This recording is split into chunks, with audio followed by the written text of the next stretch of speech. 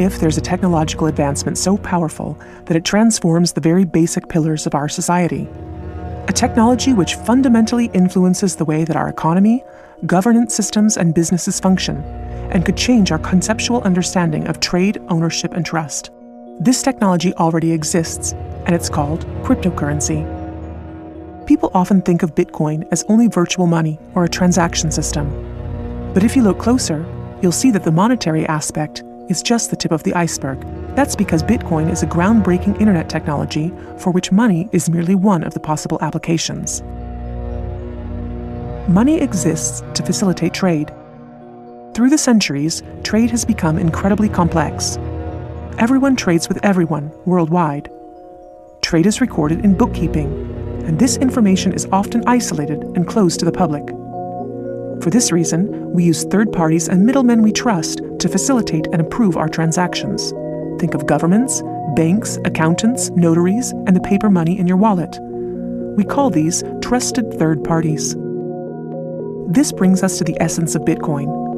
Bitcoin software enables a network of computers to maintain a collective bookkeeping via the internet. This bookkeeping is neither closed nor in control of one party.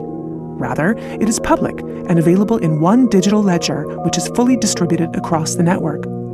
We call this the blockchain. In the blockchain, all transactions are logged, including information on the time, date, participants, and amount of every single transaction. Each node in the network owns a full copy of the blockchain.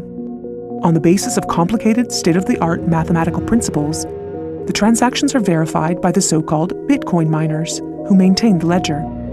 The mathematical principles also ensure that these nodes automatically and continuously agree about the current state of the ledger and every transaction in it. If anyone attempts to corrupt a transaction, the nodes will not arrive at a consensus, and hence will refuse to incorporate the transaction in the blockchain. So every transaction is public, and thousands of nodes unanimously agree that a transaction has occurred on date X at time Y. It's almost like there's a notary present at every transaction. This way, everyone has access to a shared single source of truth. This is why we can always trust the blockchain. The ledger doesn't care whether a Bitcoin represents a certain amount of euros or dollars, or anything else of value, or property for that matter. Users can decide for themselves what a unit of Bitcoin represents.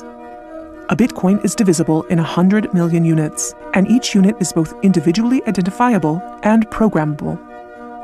This means that users can assign properties to each unit.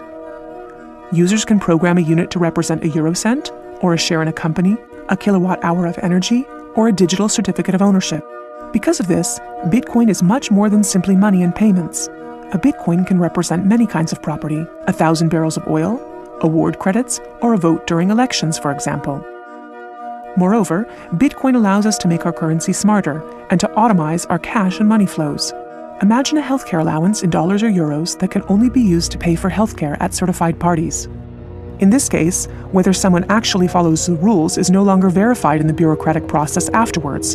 You simply program these rules into the money. Ergo, compliancy up front. The unit can even be programmed in such a way that it will automatically return to the provider if the receiver doesn't use it after a certain amount of time. This way, the provider can ensure that allowances are not hoarded. A company can control its spending in the same way, by programming budgets for salaries, machinery, materials, and maintenance so that the respective money is specified and cannot be spent on other things. Automizing such matters leads to a considerable decrease in bureaucracy, which saves accountants, controllers, and the organization in general an incredible amount of time. The programmable open character of Bitcoin allows us to completely rebuild and innovate our financial sector and our administrative processes, make them more efficient and transparent, and significantly decrease bureaucracy. But there's more. In an Internet of Things, our economy will be dealing with machines that actively participate in the economic traffic. In fact, they're already here. Think of a vending machine, or drones delivering packages.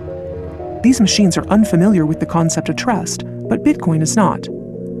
Because of Bitcoin, the drone can be 100% certain that it will deliver the package to the right recipient and know for sure that it's been paid for.